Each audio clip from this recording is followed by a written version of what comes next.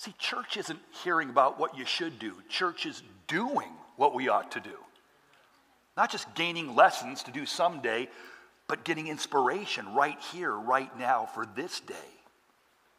Every time you tempt me or every time I fail and fall, I realize how much I have been and am being forgiven.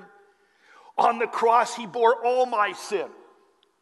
On the cross, he took every sin individually that I have done, am doing, or ever will do. It wasn't generic. It wasn't general. He died for every sin because in the Old Testament economy, each sin had to be paid for individually. Hands were laid on the sacrificial animal. Sin was confessed over the animal. The blood was shed from that animal. Jesus, who was slain before the foundation of the world, we are told. And when we see him, we shall see him as a lamb having what? Just been slain. His death is much greater. His death is much bigger than we have any idea of on this side of heaven. He took each of my sins.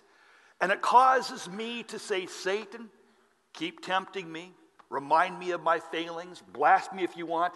Jesus, I love you all the more because I realize how much I am being forgiven. You see. And by the way, gang, when I pray, whenever possible, I always pray out loud or at least whisper or at the very least I move my lips. Why? Because I'm such an idiot. When I pray silently, my mind wanders.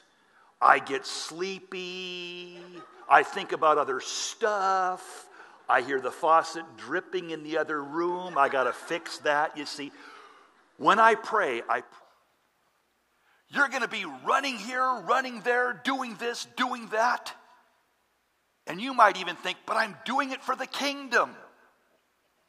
I'm doing it in ministry.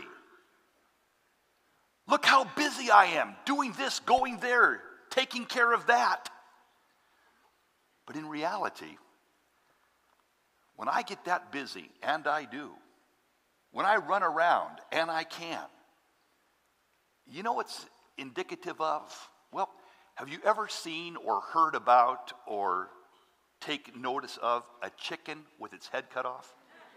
It's real busy. It runs here, goes there, runs there.